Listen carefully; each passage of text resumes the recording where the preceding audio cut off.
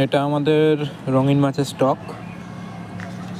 এখানে আমরা আমাদের মাছগুলো সব স্টক করি, আনার পর